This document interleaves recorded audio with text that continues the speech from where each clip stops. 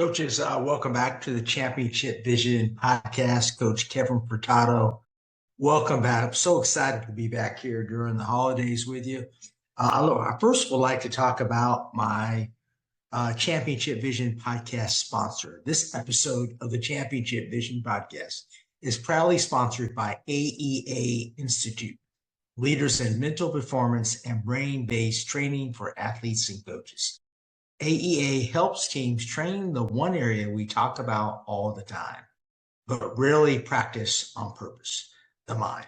Focus, confidence, emotional control, and competitive resilience. If you're serious about building tougher athletes and a stronger culture, check out AEA Mental Training. We are AEA-NEURO/FITNESS Academy.com and start developing your team's mental edge today.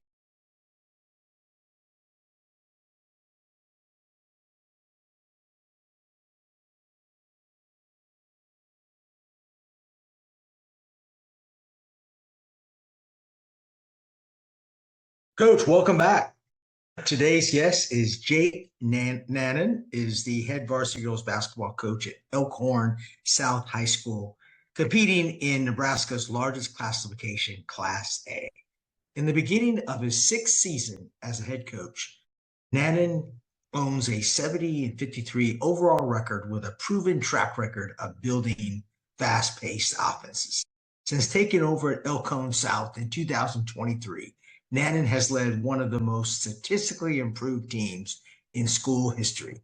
During his first season, the Storm set multiple offensive school records, including 222 made three-pointers, top 10 in Class A history, 17 made threes in a game, top 5 Class A history, earned the most wins since 2019-20, and saw major gains in scoring, third most points per game in school history, ball movement, and efficiency. His impact earned him recognition as a top 5 finalist for the Omaha Metro NBCA Class A Coach of the Year. Today, in episode 384, Coach Nannen is going to talk about his 5-out drive in space offense and particularly his actions. So let's welcome Coach Jake Nannen. Hey, coaches, welcome back to the Championship Vision podcast, holiday edition, Jake. We're right in the middle of the holidays here, and I got a really dedicated, committed coach, Jake Nannen here from Elkhorn South High School in Nebraska. I got my Nebraska boy in here, man. That's awesome. I know they play some good basketball. Coach, welcome to the podcast. Absolutely, Coach. Thanks for having me, and happy holidays. Always a fun time of the year. Yeah, no doubt. I appreciate that. I always enjoy picking the brains of great minds like yourself and everything. So welcome to the podcast 384. I got to get you on the second edition when we get to 400, Jake. Yeah. I'd love to be there. For sure. Coach is going to be talking about his drive in space actions. He's well known for this. He's in the process. He's been at Elkhorn, I think, 2 years. So I know you're going to talk about how you're building that up. But before we get into that, tell us about yourself. Tell us about, how you grew up in the game and why you became a coach, Jake. Sure. So I think a large impact on me as I was growing up through specifically the high school ranks was my high school coach, Jeff Smith. I think he was a fantastic role model. He was able to teach the game really well. And that was when I kind of started forming my own ideas of possibly becoming a coach in the future. And I was lucky enough to play college basketball at Morningside College in Sioux City, Iowa, at the NAIA level under head coach Jim Sykes. And we had some great success there, not in large part due to my abilities, but we had a really good team and a really good coach. And we were able to qualify for a couple of national tournaments. And that was kind of the time where I started to develop some of my own philosophies and ideas. And right out of college, I actually moved back to Lincoln and started my high school coaching journey. Actually had a chance to coach the JV boys team at my alma mater. Lincoln Southeast High School, which was fantastic. And that took me down to a small town in Superior, Nebraska, where I was the head girls basketball coach for 3 seasons. We had some great success with some high level players, and that kind of catapulted me up to the Elkhorn South job. And ever since, have just been forming my philosophy, thinking about some of the things that I've learned from great mentors before me. So I would say a large part of coaching comes from my high school basketball coach, as well as my family, just having some coaching influences and experiences throughout my youth. Yeah, and talk a little bit about mentors. You mentioned your high school coach and so forth. Do you have any mentors that you rely on now for just you say, hey man, I want to try this and that. I know we talk about Tyler Costin, talk about Mark Cassio, two great minds. Who are some of your mentors now? You can kind of pick their brains up. Sure. I would definitely say top of the list would be Coach Cassio. I wouldn't say we have a super close relationship by any means, but some of the ideas that we do offensively and defensively come directly from Mark and Savvy. He's very open with his communication on film review, with answering questions that we have. So in terms of X's and O's and strategy on the court, certainly Coach Cassio and Tyler take a great influence on me in my young coaching career. Yeah, I remember Tyler come to doing a clinic out here in Georgia. I played golf with him. I actually beat him. Don't tell him I said that. But that's not part of the podcast here. But I had to share that. But those guys are really outside the box thinkers on that. Do we have enough of those in today's game? Think so, but I think it's growing more and more. Now we see the revolutionary Miami Heat offense, which in reality has taken aspects of drive in space and other different offensive systems. So I think Chris Oliver and basketball immersion have a lot to do with that growing of the game, transforming basketball with Alex Sarama, Coach Cassio and Tyler. I think more and more we're seeing innovators of the game that are pushing the traditional thinking, which I'm all about. I'm always looking for cutting edge ideas and implementing them into our system to stay as modern with our game as possible, even on the girls' side. Yeah, and I think actually, to be honest with you, I coach girls basketball as well. I think the girls' game is probably easier to do it in. To be honest with you, I think they're better learners sometimes on new concepts. And your offensive system is about conceptual basketball, correct? And actions, which you're going to talk about today, right? Yes, sir. Let's get Jake. Let's get right into it. I know you have a slideshow here. I'm excited to see what you present here for us. Absolutely, man. Sounds good to me. So, as mentioned previously, my name's Jake Nannen. I'm currently the head girls basketball coach at Elkhorn South High School in Omaha, Nebraska. So, throughout the course of this podcast, if there's ever any information you need clarity on, if there's ever information you want me to send your way, definitely feel free to contact me at any of the following information. I'll make sure to share that with you. I can share this presentation. That way, you have access to this information once we're done. I'm always looking to share the game and pay it forward. So wouldn't be able to talk about these drive in space actions without giving credit where credit is due. About 3 years ago, I became a member of Courtside Consulting with Mark Cassio, which, Coach, I know you've had on the podcast before, was actually listening to one of your podcasts with him a couple of days ago, believe it or not. And he obviously flowed into Savvy Coaching with Tyler Costin. So if you see any of those Savvy logos in the corner of my slides, I'm not a creator or originator of Savvy. I am a member. I just want to make sure that I'm giving credit where credit is due. As many great coaches do, you're always plucking, tweaking, adapting from other coaches and making into your own. So just wanted to make sure I'm giving credit where credit is due. On our Elkhorn South YouTube, we do have some video resources that people are welcome to check out. These are public, and it just has our season highlights from year 1 and year 2 from our 5-out drive in space system. That can kind of provide you clarity for what the finished product would look like with some of our better offensive possessions. We also have a early season highlight of our current season right now, 5 games in. That would be on this slide if you're interested in watching. Not a ton of great 5-out drive and space clips yet. We've been very zone heavy with our opponents, and we haven't really found our flow with what we want to do. So you'll see a lot of really good transition missed break attacks here through our early season of year 3. I've also had the opportunity to go to some other platforms to introduce our drive in space. So you're welcome to visit those at any time. And of course, our Elkhorn South YouTube page is a fantastic resource. So Coach, those would be some great resources for you to visually see what we're going to talk about today. And again, all of those are public, mostly on YouTube.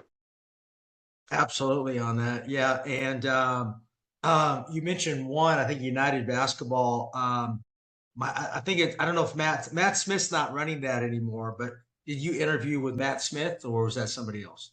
I did not. It was a new owner of the podcast named Jacob. Okay. Yeah. But he's keeping it up and running, and they're doing a pretty good job with getting that back up and going. Absolutely. So I'm looking forward to seeing what they've done. Hey, let's continue on, man. Just not kind of like kind of get us going here, man. Teach us like we're like a beginning level player here, learning your system. Sounds good to me. So, Coach, kind of the objective of this presentation is to provide applicable content for coaches that are interested in these conceptual actions. Yes, these are built specifically for the drive in space, but any free-flowing offense can utilize these concepts to help them create advantages. So I really want this to be very content-heavy with applicable actions that coaches can install as soon as tomorrow. So first, want to make sure we have shared clarity on what conceptual offense can be defined as. And we stole this directly from Mark. We consider our drive in space offense as a series of actions and concepts blended together to form coordinated, free-flowing movements. We really like how these actions and concepts fit together like a perfect puzzle, and the defense is always guarding 2 things in a row. There's always an action after an action with no endings or resets. One of our favorite parts of our drive in space is the ability to give players freedom within structure. Now, a lot of coaches say that, but they don't actually emphasize that. The drive in space does. So we get to utilize driving, cutting, screening, 3-point shooting, and our freedom comes from providing those A, B, and sometimes C options for players. So this allows players to showcase their skills within the framework of our offensive flow. With our drive in space, we're more in tune with these abstract ideas than scripted absolutes. The answer to a lot of our players' questions can be, that could happen, right? There's not necessarily a right or wrong answer. And sometimes the above all answer is space, which you'll see as we continue progressing through. So not going to take the time to dive through all of these positives of why we want to run conceptual offense, but some keys that stick out to me is we're able to keep our philosophy the same, but we're able to tweak and adapt and eliminate actions as we progress. The great thing about the drive in space is we can go 5-out, we can go 4-out, and we can even go open post. So I think it's a really great way to complement modern analytics, key, free, and 3. And I think it's fun for players and coaches. So, Coach, although these stats are, go ahead, Coach. Let me jump in, Jake, really quick on that. And I'm going to pick your brain on this. We have a young team. I have a big 6-foot girl that I do not want on the perimeter. I want inside posting up. So I want to pick your brain on some stuff that I'm trying to do conceptually with my team as we go here. So, and that's what I love about it. Hey, if you had 2 bigs, you can go 3 out, 2 in, is what you're saying as well. Probably. I'm not 100% sure, to be honest, if there's a 3-out, 2-in system. I know Mark Hart over at System Basketball talks about his 3-out, 2-in DDM. I, for one, do not think there would be optimal spacing, but 4-out, 1-in, absolutely. Okay. Yeah, and with that being said, Coach, if your post was in the dunker spot instead of the stretch, which we'll talk about later, pretty much their general rules of thumb would be, if the ball is passed to my side, then I can post up. If the ball is driven at me, then I move opposite. Drive right, move right. Drive left, move left. So that would be some basic rules that you could administer for your post in drive in space. Yeah. And then, coach, although these numbers aren't necessarily popping off the page, it's important to understand that before we got to Elkhorn South, in the 3 years prior, we were averaging about 43 points per game. The last 2 years, we've been averaging about 53. So that's an 11-point jump from when we got to Elkhorn South to where it was. And at the end of the day, I would like to get this up to about 60 points per game plus consistently, with the understanding that we are building. So these are just, I guess, statistical evidence that proves our system is working and has allowed our program to become more competitive as time goes on. So, coach, sometimes on Twitter and TikTok and Instagram, you always see basketball pages talking about like actions and concepts. And I think it's really important that we have shared cognition on the difference between them, in my opinion. I would define actions as how we create advantage, and I would define concepts as how we keep that advantage. So I just wanted to make sure we had shared clarity on that. And I know today we're focused all on actions for how we can create advantage. And since our offense is conceptual, most of these actions do happen organically with different triggers, but it's important to note that we can ignite these actions with a play call. We would do that on a ref touch, aka a dead ball. We are not just rolling the ball out and playing. We will call set plays and different movements to get us into core action if there's a ref touch. Okay. And lastly, coach, we like to view offense as an open canvas. The open canvas is our structure. This comes from our spacing template. This comes from our pass and cut rules. This comes from our penetration reaction. But we allow players to use their skill set to paint this canvas. As long as they're doing so within the realms of our spacing, odds are we're giving them freedom to utilize this skill set that they've worked so hard for. We like to say our offense is our skill development, and our skill development is our offense. So, coach, I'm not going to take the time to go through all of these different types of advantages. Here are the 4 big ones that we need to have shared cognition on.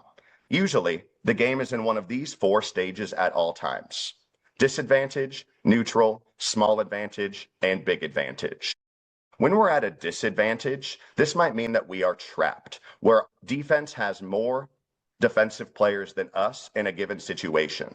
The great things about a disadvantage is if we make the right decisions out of that disadvantage, we are going to have big advantage out of that. Where if someone's trapping us, we might have a 4-on-3. We might have a 4-on-2. Some of the game is going to be in neutral, aka chest to chest, when there's 5 defensive bodies in front of 5 offensive bodies. If defense is neutral, we need an action to create advantage. For us, most of the game is going to be in the small advantage and big advantage stage. Since we choose to put pressure on the rim with more driving, any time that we put the defense in a compromised position where the primary defender is now on my shoulder, this means we have small advantage, and the player with the ball must make the correct decision in order to generate a highly valued shot. If I draw 2 defenders, then I might need to find an open man. So, anytime that we are in the small advantage or big advantage stage of offense, we are utilizing our concepts until we generate a highly valued shot. Think of it this way. If defense is neutral, then we need to create an advantage. If we have an advantage, then we utilize our concepts to flow. We're already in dominoes. We can drive, kick, space, and share. Great sticky language here, coach, for kids. Spacing before advantage, advantage before shot. I think us as coaches greatly overcomplicate offense. We want simplicity to be the ultimate form of sophistication. But as Dave Lapisto says, one of your former podcast members, simple does not mean easy. Yeah, he does a great job. And he always says that simple does not equate to easy. And I 100% agree. If we can arrive spaced and organized, we can use a quick action to create advantage, and we can keep that advantage until we end the possession with a highly valued shot. That is offense. We never want to let running offense interfere with scoring. You ask our kids at Elkhorn South, girls, what are we trying to do offensively? Right away, they're going to tell you, we're trying to score. And I agree. And that's the mindset that we want to have offensively. Throughout the drive in space, coach, you're going to hear us reference triggers and if-then statements. Triggers, offensively, are connectors that help us flow into different offensive actions without play calls. Some of the different triggers we'll talk about, there might be different landmarks on the court that trigger a new action. A shape change when we go from 5 out to 4 out with certain movements. There might be a ball location that triggers an action. So this is the hardest part of teaching conceptual offense, is making sure your team has shared cognition on the change of series into a new action. And that's why it's important that you really be vocal and visual. And coach, you'll hear me say a lot of if-then statements today. If XYZ happens, then XYZ happens. This is a great way to form a neurological link in players' minds to help them understand these triggers more thoroughly. Here's a list of the actions that we'll touch base on here today. Coach, you're welcome to select and choose some of these as we go. Odds are we won't have time to touch base on all of them. But remember, actions are how we create advantage, and all of these different actions happen seamlessly throughout our offensive flow and the drive in space. That is not to be confused with concepts. Concepts are how we maintain advantage. And although we're not talking about any of these today, these are different ways that we can maintain our advantage until we generate a highly valued shot. At the end of the day, coach, we want our offensive attack to be a full arsenal. We know we have some softball players, you might too. If all I have in my bag is a fastball, well, eventually someone's going to crank that out of the park. Eventually, you're going to get hammered with just having your fastball. So we need to be able to have a curveball with our get game. We need to be able to throw a changeup with a punch. And we want our offensive attack to be really, really versatile, just like a great softball pitcher. If we only have a fastball, we're not going to win and reach our optimal potential we have as an offensive team. And coach, lastly, so you can kind of visualize our alignment, we are a modern 5-out team. Not going to take the time to go into the XY coordinates of these, but essentially, as we fill our slots and corners, we have removed the dunker spot and we have put them to the stretch, which is stretching the defense horizontally. This would not to be confused with the wing. We want to make sure that we have our heels on the sideline, stacked above the corner player, about halfway between the slot and the corner. So typically, when we arrive in this shape, life is good. Coach, wanted to make sure that before we dive into the specific rows, drive in space actions, transition is one of our best advantage creating actions. We spend a lot of time on our breakouts, bolts, and bombs. We have a whole playlist from the early season of how we're utilizing our transition attack. So before we dive into the Rose series here, which is one of our primary create actions, I would hate to neglect transition being a major part of our advantage creating action.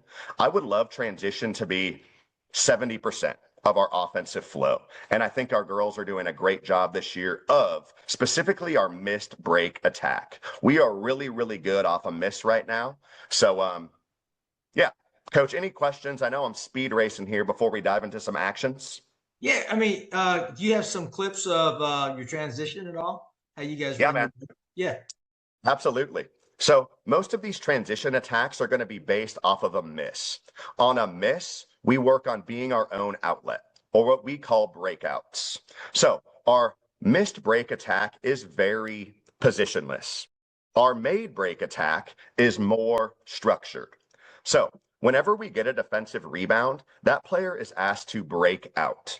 Every player, every skill, we want to make sure that all players are comfortable push dribbling 2 or 3 times with force.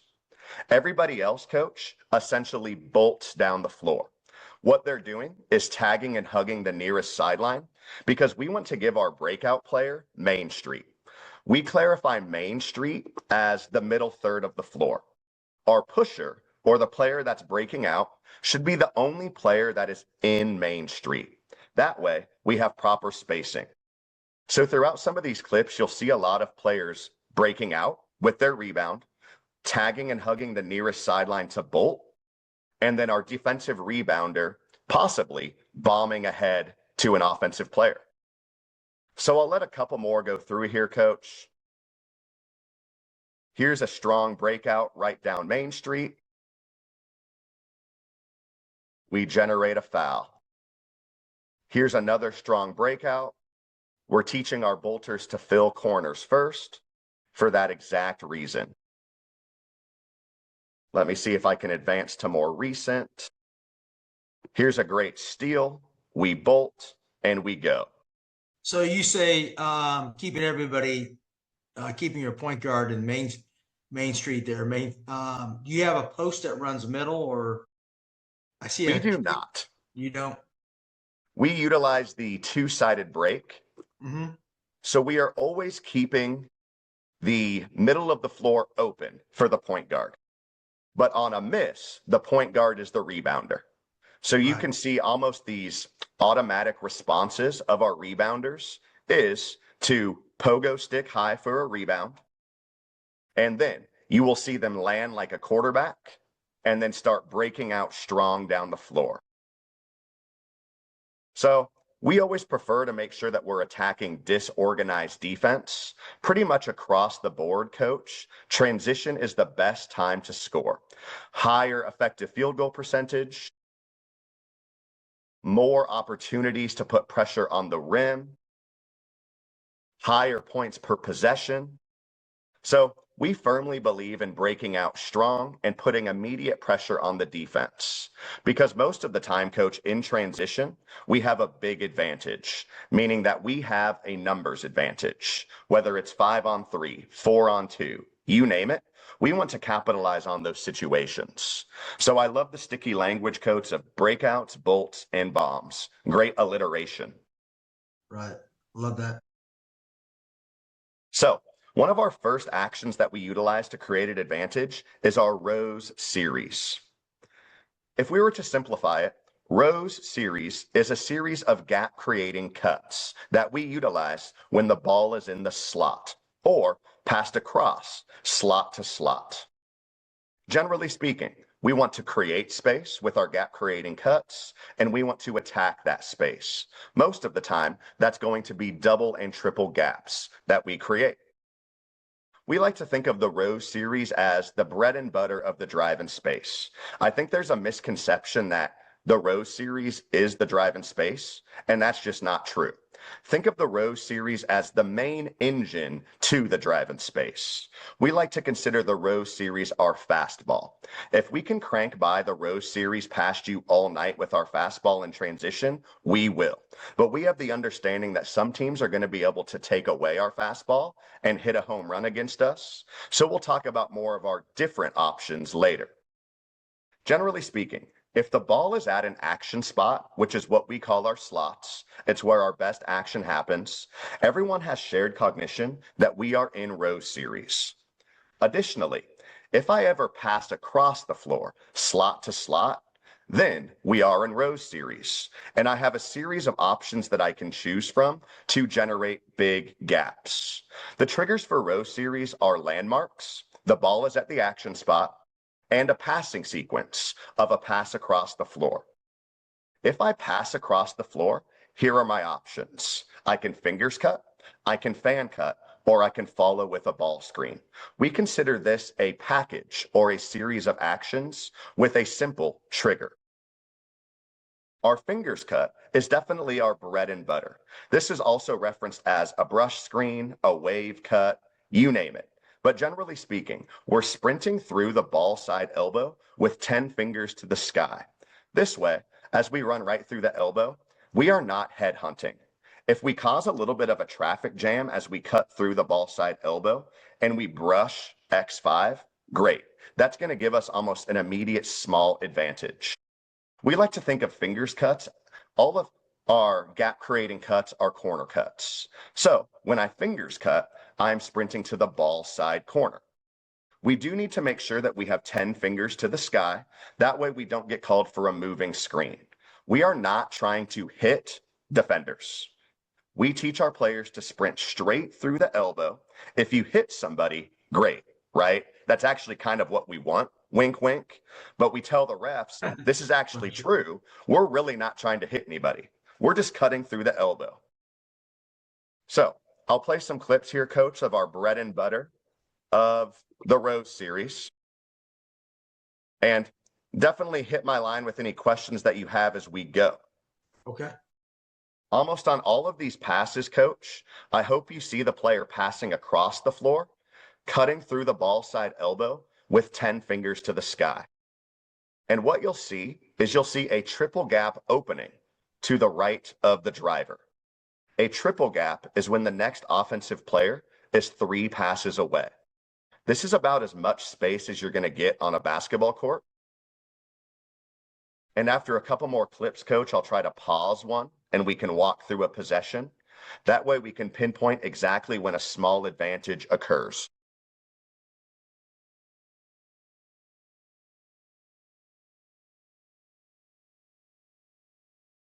Remember, the goal of row series is to create space and attack space. Create space and attack space.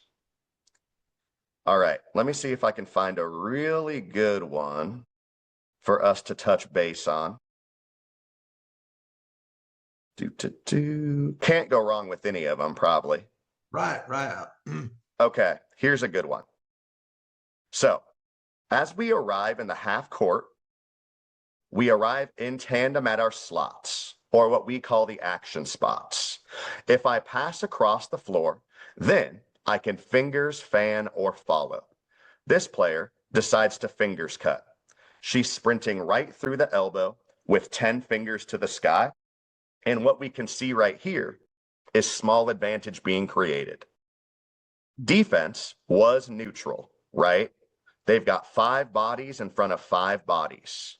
Now, due to this fingers cut, the primary defender is now on the ball handler's side. This means we have small advantage, and all we did was cut through the elbow. This allows this player to sneak all the way through to the rim. And that's what we really love about the simplicity of a fingers cut. Boom. Small advantage created. Defense doesn't really know if this is a ball screen or a cut. We're just causing some confusion, right? And this allows us to get all the way to the rim and finish. Any questions, Coach, on the fingers cut? I love that cut. I love the detail of the fingers and so forth. I'm going to add that in. I love that. Where some of the issues are we having is our cutting has to be harder. I mean, you can't just jog through your cut. You got to cut hard. But I do love the detail and that guard. What we're working on too is our drive, our penetration ability, the ability to put the ball on the floor. And that doesn't. I'm sure when you got there, you probably struggled with that too. The ability to come right off that girl's hip. Absolutely. You touched base on the point of sprinting our cuts. Mm-hmm. Our first offensive principle is that we sprint and space. So I 100% agree with you. Sprinting is going to generate highly valued shots. Jogging will not. And we like to talk about cutting assists. If I pass across the floor and fingers cut, and my teammate scores or we generate a drive and kick, that can be something that you chart and applaud. Hey, I love that. Yeah. Billy Bob, that was a great fingers cut there. You gave us advantage and a chance to score. So that is certainly always a work in progress. If I pass across the floor, then I can also fan cut. A fan cut is a cut to the same side corner. Fan cuts are beneficial because teams can't switch this. Now, instead of cutting to the ball side corner, I am now cutting to the same side corner. And I am rounding the NBA 4-point line, sprinting to that corner to create triple gap for player 2. We call it a fan cut because all players are rotating in the same direction. If I cut right, we all move right. If I cut left, then we all move left. So you can kind of see that happening in these diagrams. It really is just like a ceiling fan. Now, there's a couple of things that you can do with this create action of a fan cut. Last year, this fan cut triggered a strong cut for us, where the corner player in our offense, the corner player always tells us what to do. The player above me always tells me what to do. So as player 1 started this fan cut, player 2 was triggered to strong cut to the nail. We did this because this allowed us to change shape from 5 out to 4 out, and allowed us to seamlessly flow into some Princeton. This year, we feel like we're a little bit better off the dribble, so we are now utilizing the fan cut only as a gap creating cut, just to create some space for player 2 to attack this triple gap to the right. So coach, here are some quick clips of fan cuts. The great thing about Rose series is this is not a play call, right? It's just triggered by a pass across the floor. If I pass across the floor, then I can fingers, fan, or follow. Fan cuts are certainly more unique as we're creating space in a different way. But coach, let me know if you have any questions on these fan cuts as we progress. There's not as many of these fan cuts, but it's a great option out of Rose series. Mm-hmm.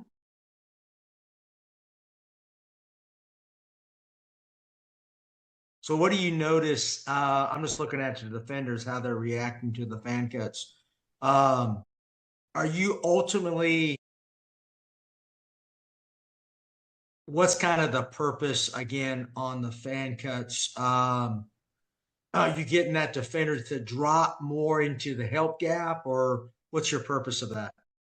Exactly. The top purpose of a fan cut would be one, teams can't switch, right? If I'm fan cutting to the same side corner, there's nothing for me to switch. Two, fan cuts would be more beneficial against a team that is pack line, because to your point, a pack line team is going to jump to the ball and close that gap. So this allows us to take advantage of that with an east-west closeout. For example, let's say that X5 and X1 are guarding our action spots. Player 1 passes across the floor to player 5 and decides to fan cut. As this happens, a pack line team is going to jump to the ball and plug the nail. So what we'd be trying to do would be take advantage of that, and if I see chest, I must kick. We call this boomerang action because I give it up and get it right back, and now this forces a long east-west closeout for X1, and we can attack off of that, which you see a little bit of in some of these fan cut clips. So even on this first one, coach, we can see this gap defender kind of is, I wouldn't necessarily say jumping to the ball, but they're plugging space. If I see chest, I can kick. On this next clip, we can see some of the east-west closeout, where this player is now on a direct horizontal line, closing out to the fan cutter. Then I can rip it and drive baseline. So fan cuts are certainly a little bit more of a unique option, but it's a great way to create space in a different way, especially if teams are switching or you're playing a pack line team. So coach, we'll probably not spend too much time on fan return, but fan return is just a conceptual trigger that we can run that will help us flow into a new action organically. So fan return is when we pass across the floor, and fan cut, the player that receives the pass pounds and pitches back to player 1, our boomerang action. And if player 1 in our diagram cannot shoot it or drive it, then we would move it. And when we move it, we're returning it back up to player 5. This pass would trigger a new offensive action conceptually. Now we can see that we have a shape change in frame 2. We went from 5 out to 4 out with a player at the nail. So not only do we have a passing sequence that triggers this new offensive action, we also have a shape change. And these are some things that provide players with shared cognition, so we're all on the same page. And coach, you can see how we can get into some good Princeton stuff here in frame 2. We can get into Princeton chin. We can get into Princeton point. We can get into a step-up ball screen. So fan return is a great way to have an action after an action if we can't keep advantage off of a fan cut. Love it. And then, coach, something we don't do a ton of, I just don't like the angle, is the final create action out of rows. And this would be follow. Follow is just a ball screen, action spot to action spot. Our options in follow is we can stick it, stick around, and set a great ball screen. Then we have RPO, roll pop option. We can ghost that, which turns into kind of a fingers cut in a way, or we can kind of hot stove this with a run roll, where player one follows with a ball screen, just slaps the defender on the hip, and sprints right to the front of the rim. So we don't utilize follow a lot, but that would be the final action out of Rose series pass across. Jake, let me jump in really quick. The one thing, I have a great friend that did a video with me actually on Breakthrough Basketball, Bob Martin. He's a genius at the screen game. So he does. I use a lot of his actions. I love screening within my offense, but sometimes I'm not sure if it's good.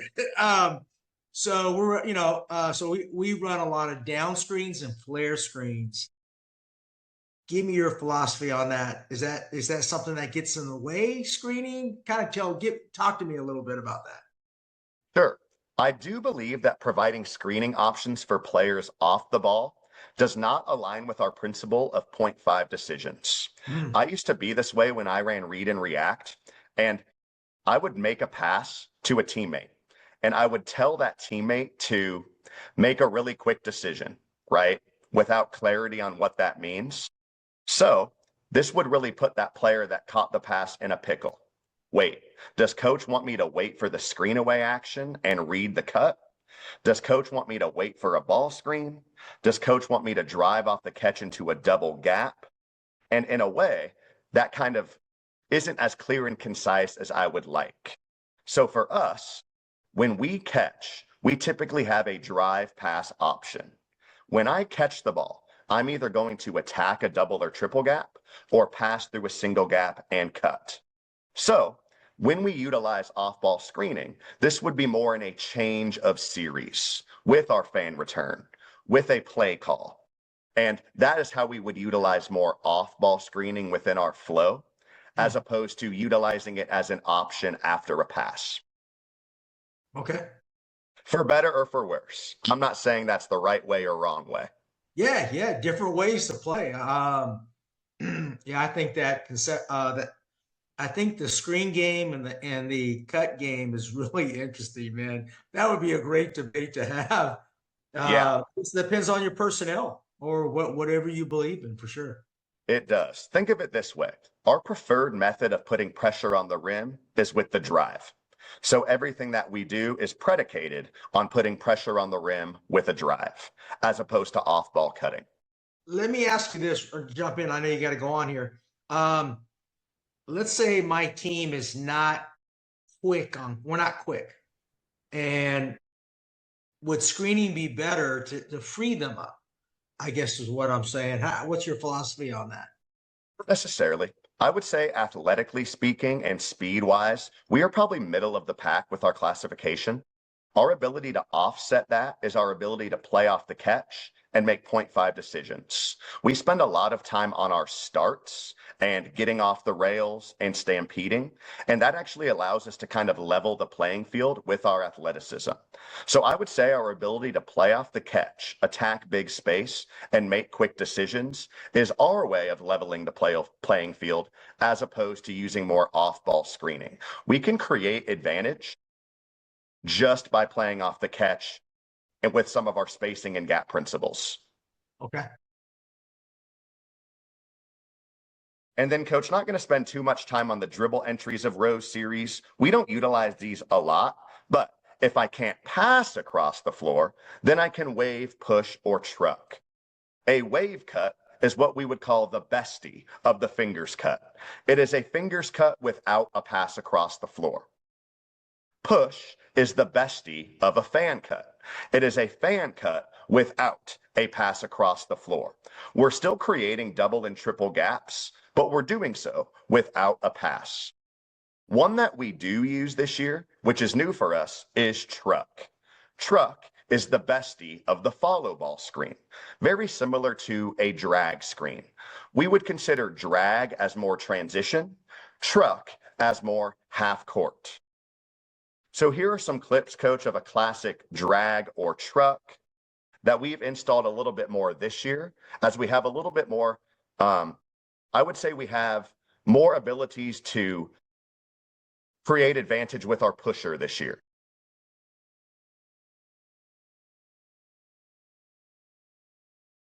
And I think the one thing that really helps our truck create advantage is our off-ball spacing. That would be more of our concepts and our penetration reaction rules. But this is just a great way for us to utilize some screening game to kind of throw a curveball at our opponents that are so used to us utilizing gap creating cuts. Gotcha. So certainly nothing crazy. It's a very simple way to create advantage. But as we said, simple does not equate to easy. So we won't spend too much time talking about what we would call a hunt. A hunt is when we arrive in the half court and tell our pusher to immediately hunt space to attack. When we hunt, we want to think about two speeds with our dribble attack moves, whether this is a hezzy and go, whether this is a change in direction and go, a cross jab, whatever the case may be. A hunt is when we have a speed advantage in transition. Our pusher is coming full speed, and we want them to hunt a paint touch. Our trigger for this: if I dribble across half court, then I could hunt. The other part of that would be, if I dribble across half court, then I could pass across the floor and get into row series. So this would be a landmark trigger for us. And our hunt is a play call. We typically prefer our point guards to pass across the floor and get into row series. But if there's ever a ref touch, I might tell a pusher to hunt if there's a mismatch on the perimeter. So you'll see on these clips, these pushers dribbling across half court, going two speeds, and getting a paint touch. This can be an advantage for us if our personnel is correct. I don't love this as much, Coach, because I do want to promote ball speed and shifting the defense with a pass. But there are opportunities for us with our talented pushers to hunt. And this will be a good final hunt for you. We're just finding a double or triple gap and getting all the way to the rim. I think this is a good way to keep the defense honest. So, Coach, I'm going to skip over a pitchback. Pitchbacks kind of happen organically within our flow. This is just a good way to cause a little bit of a traffic jam. If you're familiar with the dribble drive motion, this is a very common create action that they use. We don't necessarily even have it called. It just happens organically within our flow. So if you're interested in checking out the pitchback clips, it is on the slide. Okay, Coach, how much time do I have, do you think? I could talk about this all day. Coach, take your time. We're looking at about hey, you go through about maybe 15. Are you good with that? Yes, sir. Okay. And then you can kind of guide as we go. Some of the final ones that we could touch base on, Coach, would be second cuts, burn cuts, which I've heard Dave talk about, our punch, bounce outs, get game we'll want to talk about. That's one of our favorite curveballs. And that's about it from some of the main ones. So probably won't get to all of them, like we said, Coach, but like I said, I'm happy to share these with whoever wants to see them and learn more about them. Absolutely, Coach. You're going to have a lot of coaches contacting you for sure. Yeah. That's good news. Yeah, I'm going to be stealing. It's one of those things I kind of believe in the screen game, but I think you have to do something with the ball, though. I mean, that's the whole thing, right? I mean, you got to have kids that can attack the gaps and so forth. But I do think cuts are huge to open those gaps up. Well, right now, we're not good at that. We got to get better. 100%. Us as well. It's important to note that we only basket cut with advantage because most of our cuts are gap creating cuts. Second cuts would be a time that we have advantage. We define second cuts as calculated and violent cuts to the rim after a drive has come to a stop in the paint. Our if-then statement. If a drive stops in the paint, then I could second cut. Our triggers would be a reaction, right? Oh my gosh, my teammate needs help. Now I can second cut. We also can see that it's the ball is stuck in the paint. It's important to note, coach, that we could second cut vertically to the rim.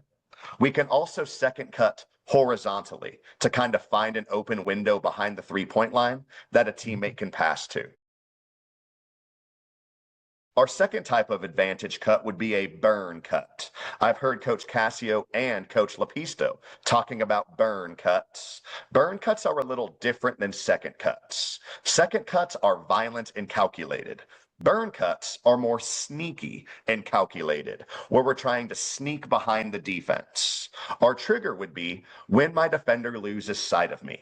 If my defender cannot see me and I see the back of their head, then I have advantage. Another trigger for a burn cut.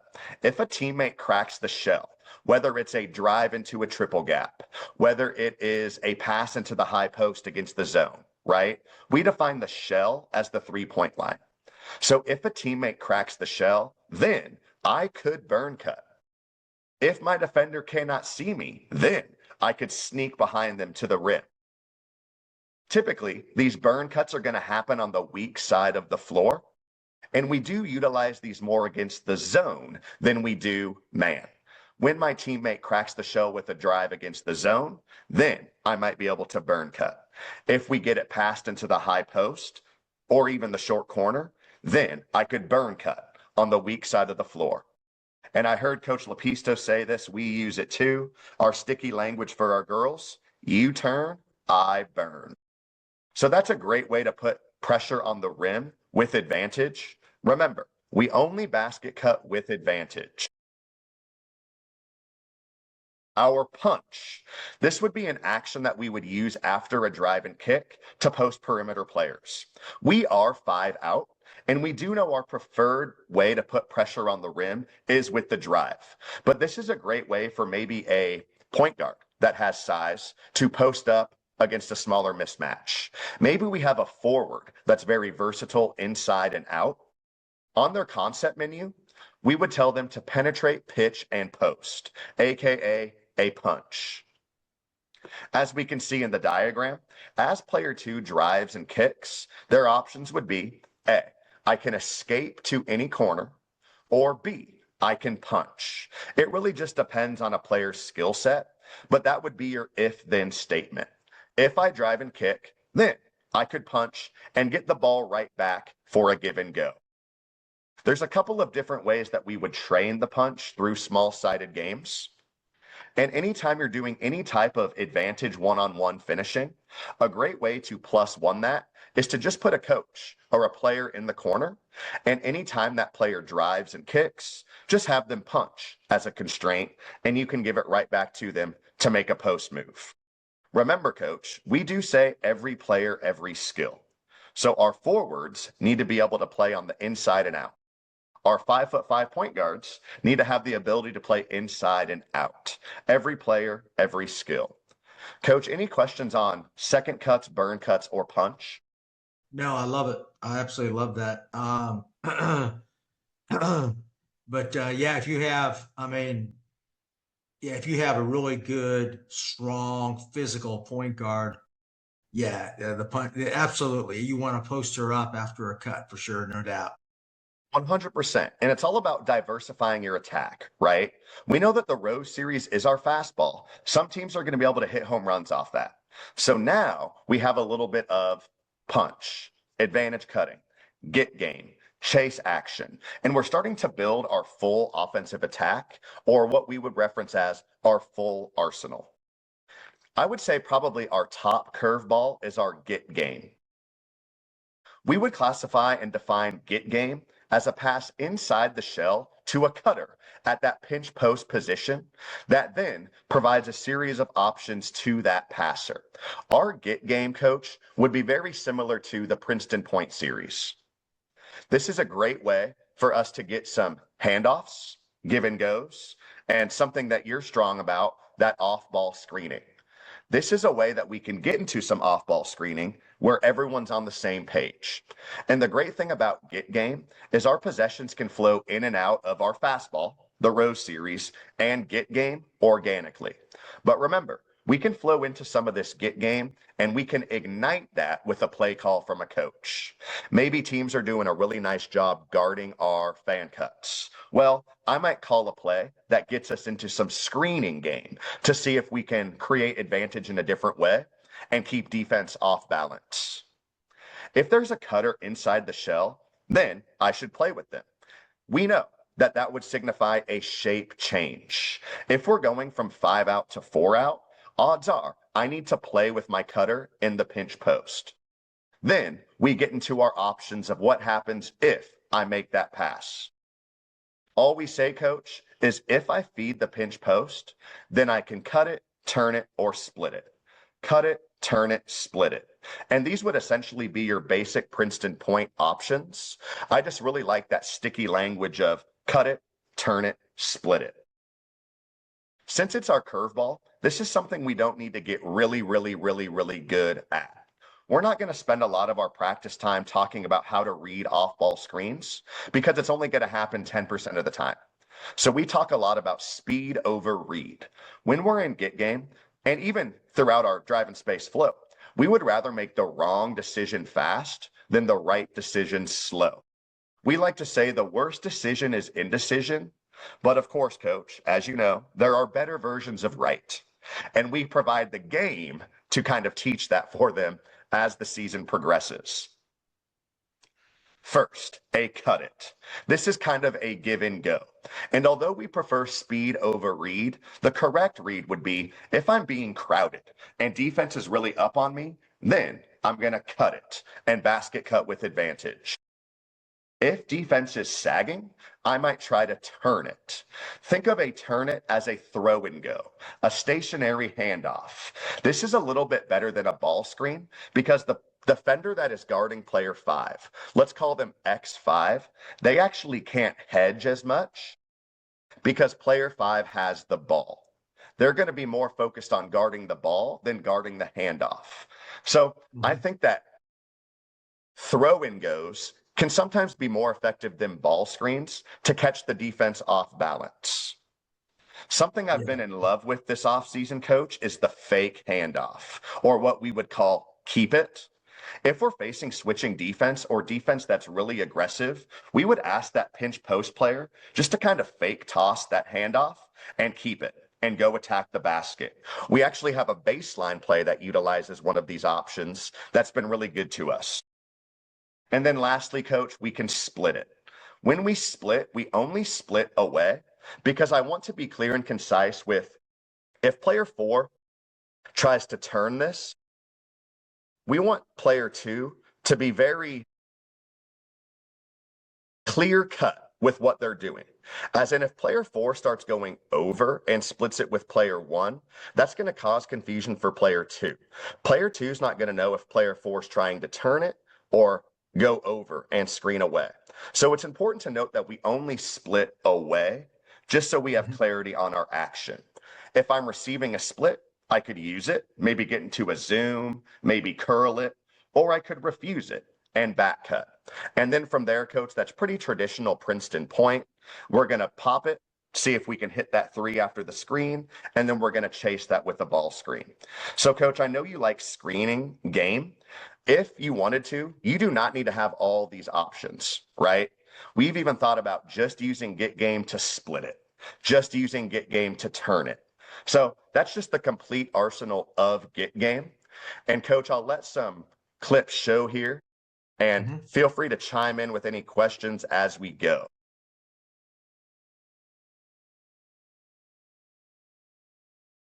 If I pass to the pinch post, then I can cut it, turn it, split it. Yeah, Jake, let me ask you a question really quick. Sure. I'm trying to steal your out of bounds play there, but Yeah, you'll love that one. make sure I get a clip. Make sure I get a diagram of that. Yeah, here it is Hey, right here. You'll love it. all right, let me see.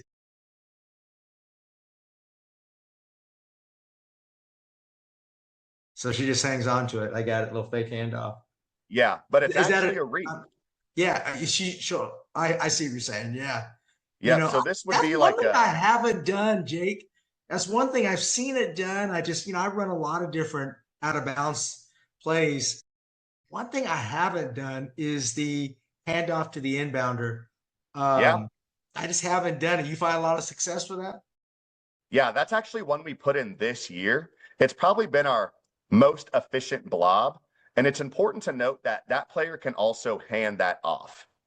Right. So I think we've got another one coming up here. We have two high gravity players here. Our player inbounding the ball and our player receiving the ball are two high gravity players. So if you're defense, you can't win, right?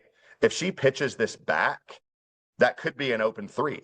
If she keeps it, she has a great opportunity to score. So this would be us utilizing get game in more of a special team situation. Yeah. Either turn it or keep it. Yeah, I like that. Yeah. And then you'll kind of just see some other options popping up as we progress. Here's a cut it. So get game is certainly nothing that we need to be like elite at. It's just another way for us to put pressure on the rim, utilize some give and goes, some off ball screening. So we try to find ways to incorporate this as much as we can. But we just really like that sticky language of cut it, turn it, split it. And here would be a final example of a split. I don't think we score here, and we're playing the state champs, so I think we're getting killed here, unfortunately. But you'll kind of see us flowing into a play call here. We're going to get a split, and we're going to pop it for three. Right. So just a way for us to kind of diversify our offense. We utilize gets organically. We also utilize gets for some different play calls. So one of my favorite ways to diversify our attack. And then, Coach, that would probably be about it for 15 minutes. I know we still have some busts, and chase would be the last two, but those aren't any that we utilize a lot. But I feel like we got a chance to cover a lot of the top actions within our drive in space. And I'd be happy to answer any questions from there, Coach. I know we feel like we've been going a million miles an hour, and I could talk all day. So let me know if you have any questions. And I'm sure you're recommending it's like coaches don't focus on one at a time, one step at a time. You know what I'm saying? Like, oh, we're going to put in all these different actions. No, not at all. Or just add it to your offensive system now, right? 100%. Think of it this way, Coach. In our first year at Elkhorn South, all we had in was our two-sided break and row series. Within row series, all we had for probably 3/4 of the season was our fingers cuts. And keep in mind, that was one of our best offensive seasons in school history ever, with just those things in. So it's a long game, man. If you're looking for an easy fix and an easy way to score more points, this might not be for you. You got to be in it for the long haul and understand that you can add, tweak, and eliminate as time goes on. Right. Kind of knowing your personnel too a little bit. You mentioned we run what I call my 90 series where we have 4 and 5 at the high post. We run a 1-4 high set. We do a lot of that and we get a lot of good looks from that. We just don't finish. Yeah. So we run a lot. I feel like the 4s and 5s are not defended very good at the high post. We get a lot of easy gets right there and backdoor cuts and handoffs right there. But that space might not be your spacing, but I like to run a lot of high post stuff. Definitely. And yeah, that would certainly be more calls for us, or maybe we chase the 2 out up to that pinch post area. So there's certainly ways to get into it, but it is certainly not our bread and butter actions, for better or for worse.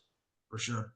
And I know this is not about small-sided games and drills and things like that, but we'll get that next time, Jake. We'll get that next time on the next podcast.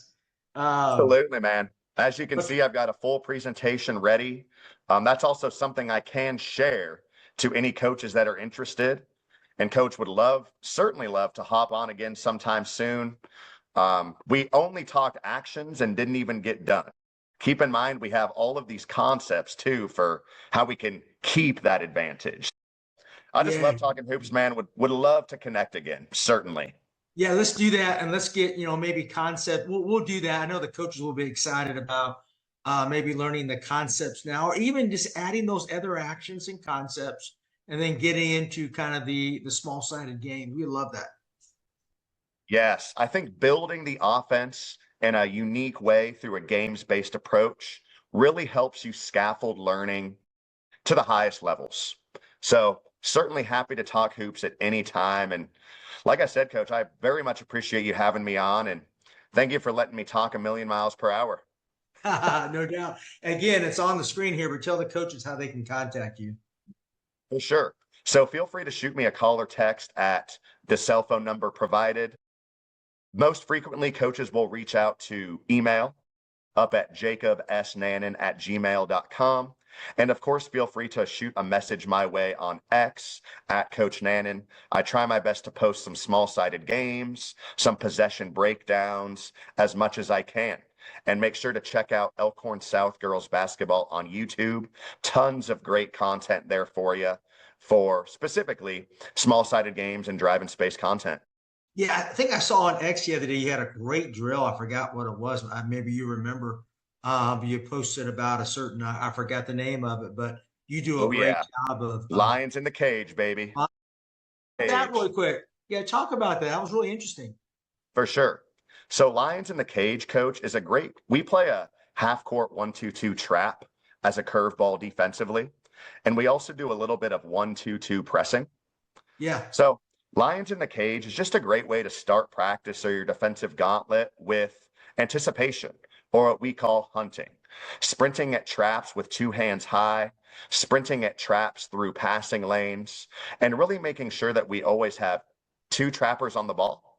And within our press and half court trapping defense, we typically have two trappers, two interceptors, and one protector.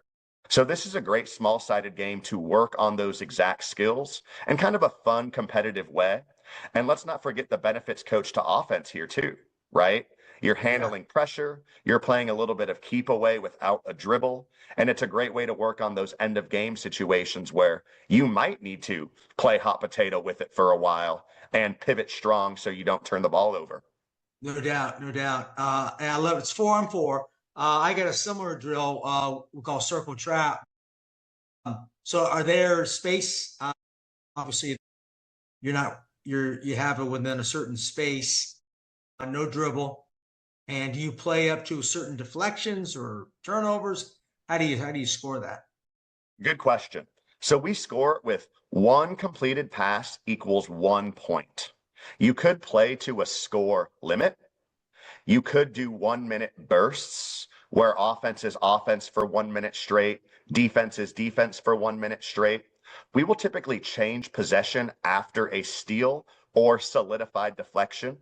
And one thing we've added to this game to kind of fit to our DNA of run is once we get that steal or deflection, we have all of those players break out, bolt, and bomb and score before 5 seconds.